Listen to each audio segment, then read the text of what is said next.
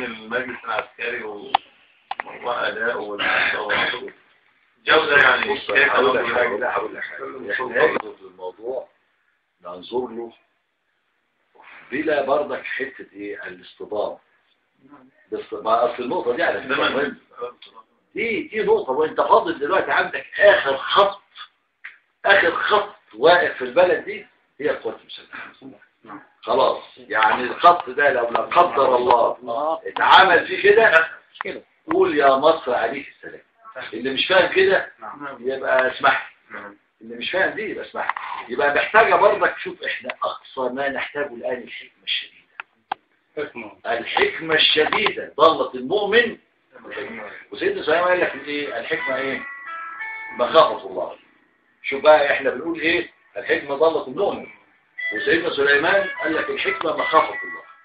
يعني في الاخر هي راس الحكمة هي مخافة الله. راس الحكمة هي مخافة الله.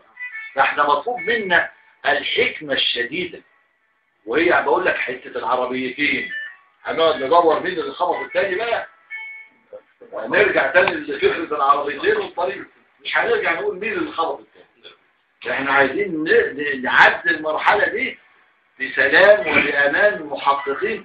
الواحد نفسه في حاجة في اسلوب يعني في الحياة،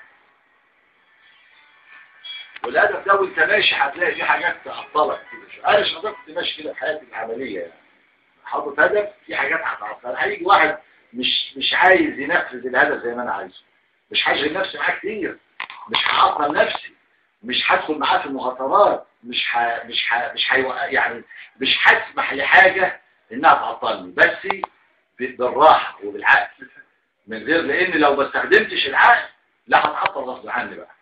هسيب الموضوع وندخل نفرع في مشكلة مع ده ومشكلة مع ده ومشكلة مع ده، مش هوصل لحاجة. انما يجب ان لو في هدف قصادي وانا شايفه وشايفه كويس وشايف اللي هيقابلني وانا ماشي، افهم ازاي هتعامل مع الحاجات اللي هتوقفني عنها، بحيث لازم اوصل باذن الله، يعني لازم اوصل لتحقيق الهدف.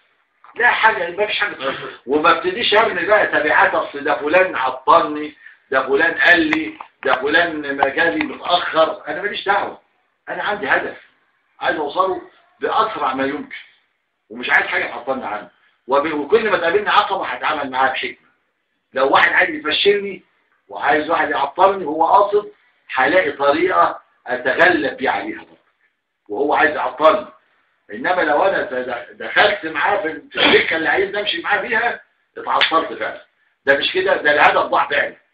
عارف لما ساعتك تدخل انت واحد كده في جدل على حق، واخد بالك، ويتنسي الحق وتدخل بقى ايه في مشاكل معاه، ده يعلم وممكن المشاكل دي تجر عيلتين وثلاثه واربعه، وتجر دم ودم ودم ودم وانتهى الحق. يعني اصل الموضوع ايه؟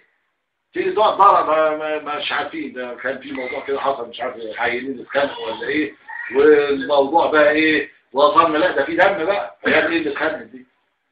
فهي دي العبره. ده الموقف اللي يعني الموقف اللي بيمر بيه بني ادم، هي الموقف اللي بيمر بيه بلد وطن.